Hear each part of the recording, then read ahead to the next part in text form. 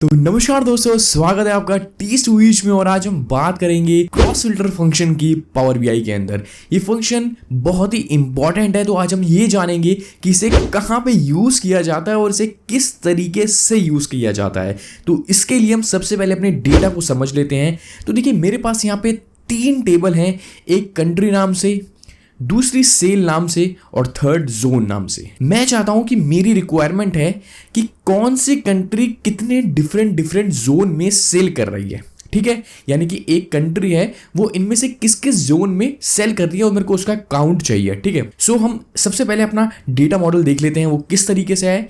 अगर आप यहाँ पे देखेंगे, मैं इसको थोड़ा सा जूम कर देता हूँ, तो देखिए जो मेरी सेल्स टेबल है, इसे आप फैक्ट टेबल भी कह सकते हैं, वो दोनों टेबल से कनेक्टेड है। अगर हम जोन से देखें तो जोन टेबल कंट्रोल कर रही है हमारी सेल टेबल को, और ये जो रिलेशनशिप है ये है 1 to many का।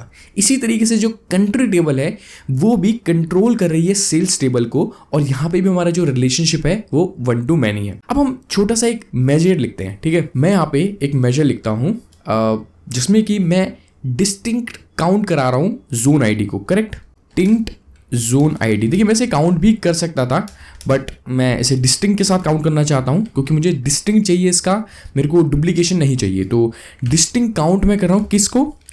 जोन आईडी को। करेक्ट, तो यहां पे हमको पता चल जाएगा हम पे टोटल डिस्टिंक्ट आईडी कितनी है। करेक्ट, सो अब मैं यहां पे एक विजुअल लेता हूं और मैं लेता हूं मैट्रिक्स। करेक्ट, अब मैट्रिक्स में मुझे कंट्री वाइज दिखाना है, तो सबसे पहले मैं कंट्री ले रहा हूँ और यहाँ पे मैं फॉर्मेटिंग कर देता हूँ थोड़ी सी, और इसके बाद मैं यहाँ पे ले रहा हूँ जो मैंने एक मेजर इंक्लूड करा था यहाँ पे, तो उसका नाम है डिस्टिंक्ट जोन आईडी। ठीक है, अब यहाँ पे आप एक चीज़ देखिए कि डिस्टिंक्ट जोन आईडी यहाँ पे 5 आ रही है, और अगर मैं आपको अपना डेटा दिखाऊँ और उसमें जोन वाली टेबल दिखाऊँ तो इसमें टोटल 5 ही यूनिक है। लेकिन आप यहाँ पे देख रहे हैं तो हर के आगे 5 दे रहा है। इसका मतलब ये है कि जो भी कंट्री है वो सभी डिस्टिंक्ट में सेल कर रही है, बट ऐसा नहीं है।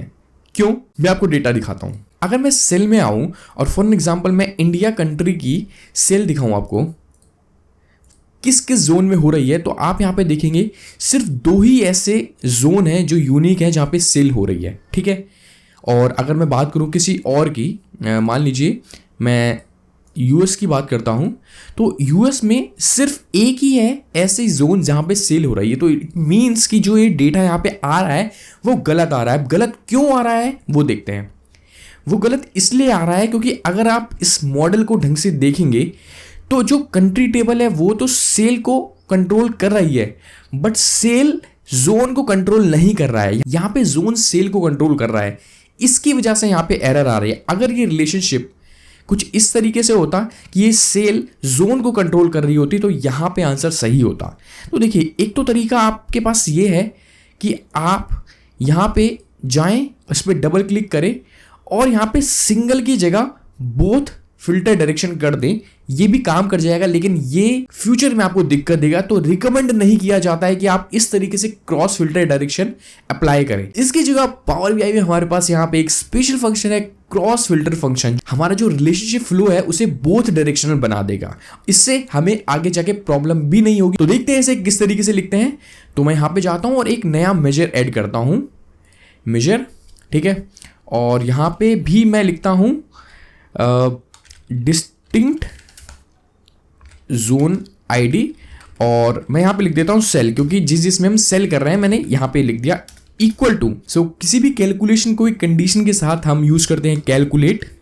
मैंने कैलकुलेट यूज़ करा है, और देन मैं यहाँ पे यूज़ करता हूँ जो हमने फॉर्मूला लिखा था डिस्टिंक्ट काउंट का, और वो भी जोन के जोन आईडी पे। करेक्ट, जोन टेबल के जोन आईडी पे। देखिए, यहाँ पे हमारे पास हम सेल अगर सेलेक्ट करें तो हमें क्रॉस फिल्टर वगैरह कुछ भी यूज़ नहीं करना पड़ेगा। हम ईजिली जो जोन आईडी है हमारा सेल के अंदर, हम उससे भी यूज़ कर सकते हैं। बट इन केस मैं आपको सिर्फ एक पेन एरिया बताना चाह रहा हूँ कि कभी ऐसा होता है कि आपको थर्ड टेबल में जाना है एक टेबल से, और वहाँ पे आपका सेकंड से थर्ड टेबल पे रिलेशनशिप है, लेकिन आपको उल्टे रिलेशनशिप की यानी कि अगेंस्ट द फ्लो जाना है, वहाँ पे आप कैसे कर सकते हैं। तो हम यहाँ पे जोन की आईडी सेलेक्ट करते हैं और देन इसे बंद करते हैं, कॉमा। अब हम यूज़ करेंगे यहाँ पे क्रॉस फिल्टर। ठीक है, क्रॉस फिल्टर में तीन आपको आर्गुमेंट देने पड़ते हैं, लेफ्ट, राइट और क्रॉस फिल्टर टाइप। तो लेफ्ट में आप प्रेफरेंस देंगे जो भी आपका क्या होगा, मैनी रिलेशनशिप वाली टेबल, वो हमारी कौन सी थी, सेल वाली थी, और उसका कौन सा कॉलम था, जोन आईडी का, कॉमा। उसके बाद आप राइट वाला देंगे, उसके बाद हमारा क्या था, जोन वाली टेबल और उसका जोन आईडी, देन कॉमा। उसके बाद हमने देना क्रॉस फिल्टर टाइप, देखिए बोथ, नन, वन वे, इसमें से आप कोई भी सेलेक्ट कर सकते हैं। हमारा यहां पे क्या था, हमें बनाना था बोथ वाला, तो मैं यूज करता हूं बोथ और ब्रैकेट बंद करके एंटर मारता हूं और ये हो गया हमारा मेजर। अब मैं यहां पे ऐड करूंगा, तो जो हमें पहले गलत आंसर दे रहा था वही अब हमें सही आंसर देगा। देखिए यहाँ पे डिस्टिंक्ट जोन में जो हमने फॉर्मूला लिखा था डिस्टिंक्ट काउंट का, और वो भी जोन टेबल के जोन आईडी पे, वहीं पे जो हमने अब फॉर्मूला लिखा है जोन टेबल की जोन आईडी कॉलम पे, वो हमें क्या आंसर देता है। देखिए इंडिया में हमने 2 डिफरेंट डिस्टिंक्ट जोन आईडी पे सेल करा है, साउथ अफ्रीका में 3 और यूएसए में 1।